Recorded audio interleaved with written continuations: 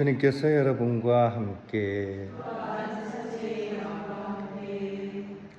마테오가 전한 거룩한 복음입니다.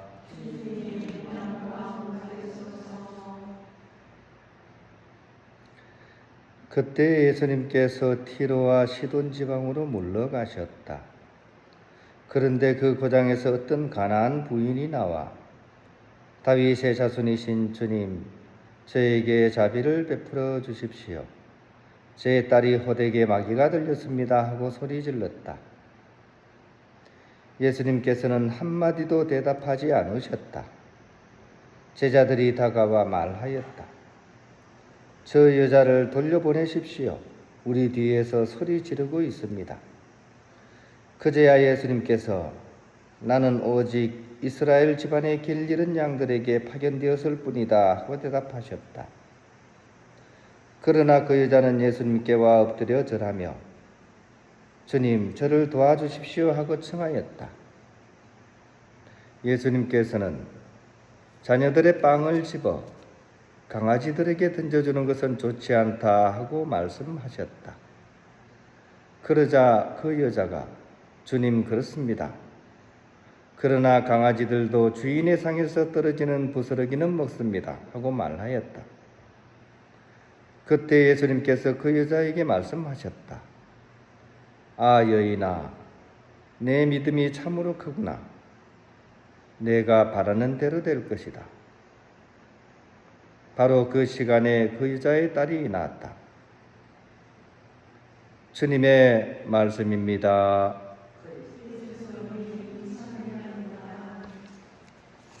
네, 편을 빕니다. 네, 오늘도 두 분이 오셨네요. 잘 오셨습니다. 네, 두 분이 참 어울리세요.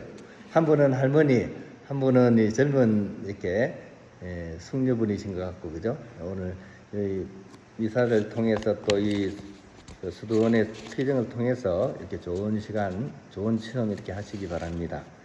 저는 어제 이렇게 왔는데 수녀님이 좀 걱정스러운 눈으로 이게 더우니까 참 이렇게 잠을 잘 주무실지 하는 그런 이렇게 걱정 삼아서 얘기를 하시더라고요. 근데 저보다는 훨씬 저희 집보다는 조건이 좋아요.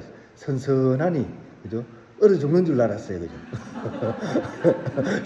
저희 집보다 훨씬 시원합니다, 그죠? 공기 소통도 이렇게 잘 되고, 저는 간만에 이제 아주 꿀잠을 잘 잤습니다. 지난 주말에 아주 또 과로를 했어요. 본당에 신부님들이 휴가 가시면 제가 땜빵을 하니까. 그래서 본당 미사 3대에다가 유아 세례 주고 또 3회까지 막 다녀오고 하니까 피곤했었어요. 근데 이제 어제 아주 잘 자가지고 아주 이렇게 상태는 좋습니다. 이제 날 잡아가지고 여기에서 잠피성을 한번 해야 될 것 같다는 생각이 아무것도 안 하고 잠만 자는 거죠. 그것도 좋을 것 같아요. 그죠? 한번 기회가 되면 한번 또 그렇게 한번 하면 좋을 것 같습니다. 근데 저는 이렇게 잠을 잘 잤는데 잠을 잘 못 자는 사람들도 있습니다. 그죠? 지난 주일에 이제 3회를 하면서 3회 하면 제가 보통 영성 강의를 하고 이제 그 내용을 가지고 이제 회원들이 이렇게 쭉 둘러앉아가지고 나눔을 하거든요. 나눔을 하는데 이제 한 할머니가 이제 이런 얘기해요. 신부님, 기온이 온도가 20도만 넘어가면 손자가 꼭 자다가 깬다는 거죠. 우리는 아이를 안 키워서 잘 모르는데 온도가 20도를 넘어가면 어지간한 아이들이 자꾸 자다 잘 깬대요. 아이들은, 그죠? 그래가지고 자는 손자를 이제 깬 손자를 다시 재우기가 너무너무 힘들다는 거지. 왜냐면 온도가 바뀌지 않으니까. 애는 자꾸 칭얼칭얼거리고 할머니가 어쩔 수 없이 이제 밤에 애를 안고 차로 가는 거예요. 차로 밑에 세우거든. 차는 이제 이렇게 하면 온도가 이제 내려갈 수 있잖아요. 그래서 그 가서 이제 손자를 이제 온도를 내려가지고 재우고 나서 그 다음에 이제 다시 올라와서 이제 주무시고 하는 그런 내용을 이렇게 얘기를 하시더라고요. 우리 독신자들은 알 수 없는 그런 내용이죠, 그죠? 그리고 이제 그런 할머니의 그런 행동 안에서 참 할머니의 그런 따뜻한 마음이 나눔을 하면서 이제 느껴졌습니다. 이렇게 밤잠을 설쳐도 또 허리가 아파도 몇 번이고 아이를 안고 달래는 거는 할머니의 마음인 거죠, 그죠? 누가 시켜서 하는 게 아니죠. 그냥 손자에 대한 그 사랑이 있으니까 그렇게 되는 겁니다. 그런 점에서 사랑은 신기하게도 귀찮음을 이기고 피곤함도 넘어서고 결국 끝까지 곁에 머물게 하는 힘, 그게 어떻게 보면 사랑의 힘이라고 할 수 있습니다. 오늘 복음에 나오는 가나안 여인도 딱 그런 분이었던 것 같습니다. 그 소중한 딸이 아프니까 그 마음 하나로 예수님을 찾아옵니다. 그런데 예수님은 정말 무심한 그런 남자입니다. 그죠? 아무 말씀도 하지 않습니다. 침묵이 이어지고 제자들은 오히려 서운한 얘기까지 하죠. 저 여자를 돌려보내시죠 라고까지 이제 얘기를 합니다. 그리고 예수님 말씀은 정말 좀 차갑게 그렇게 들립니다. 자녀들의 빵을 집어가지고 강아지들한테 던져주는 건 옳지 않다, 이런 얘기합니다. 그죠?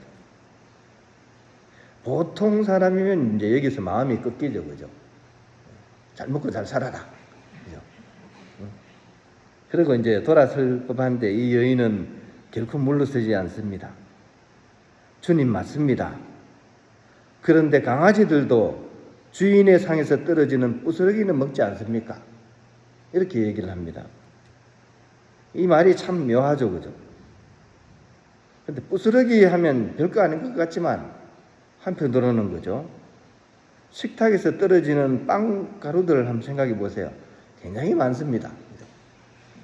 치워보면 알죠. 그죠? 저희도 아침에 빵을 먹으니까 그렇더라고요.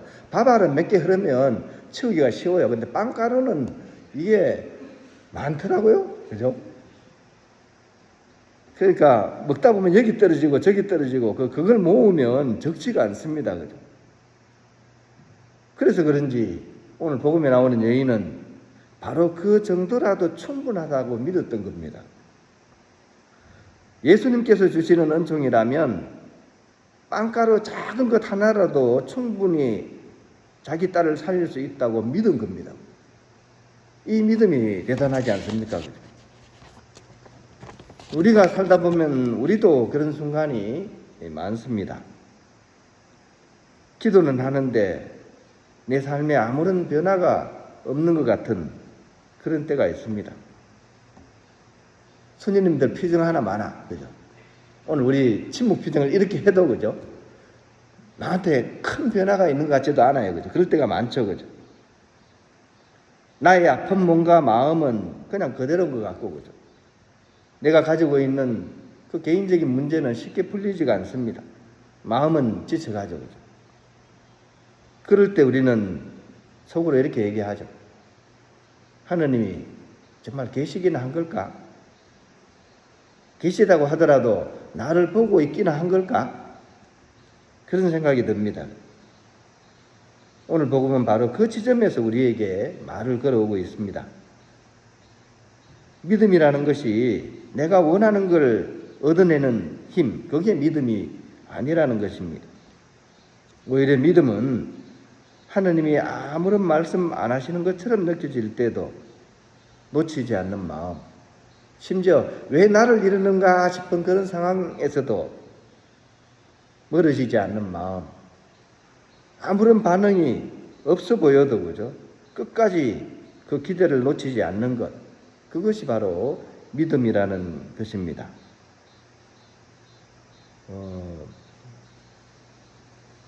기도가 이렇게 우리가 한다고 해서 그죠? 막 내가 이렇게 원하는 대로 안 될 경우도 많잖아요, 그죠? 그럼에도 불구하고 무수부재이신 하느님께서는 나와 함께하고 계시고 또 내가 깨닫지 못하는 그런 일들을 통해서 당신을 드러내신다는 그런 믿음, 마치 빵 부스러기를 주워 모으듯이 그것을 통해서 하느님께 더 나아가고자 하는 마음, 이것이 바로 믿음이라는 사실을 우리가 오늘 복음을 통해서 읽어냈으면 좋겠습니다. 예수님께서는 바로 그런 믿음을 보시고 최종적으로 하시고 싶었던 말씀이죠. 여인아, 너의 믿음이 참으로 크구나 하는 말씀을 들려주고 계십니다. 예수님께서 보신 것은 끝까지 포기하지 않는 그 여인의 마음이었던 것입니다. 오늘 우리도 마찬가지입니다. 내가 하는 기도가 응답되지 않았다고 해서 하느님이 멀리 계신 것은 아닙니다. 그리고 그분의 침묵은 그분의 부재라기보다는 우리가 잘 모르는 방식으로 함께 계신 순간을 우리에게 알려주고 있습니다. 그러므로 손자를 안고 몇 번이고 일어나는 그런 할머니의 마음처럼, 또 끝까지 문 앞을 떠나지 않았던 가나안 여인처럼 우리도 그렇게 오늘 하루 버티면서 또 기다리면서 살아갈 수 있는 그런 우리의 믿음살이가 되었으면 좋겠습니다. 하나님께서는 우리가 느끼지 못하는 순간에도 가장 깊은 자리에서 조용히 우리와 늘 함께하고 계시기 때문입니다.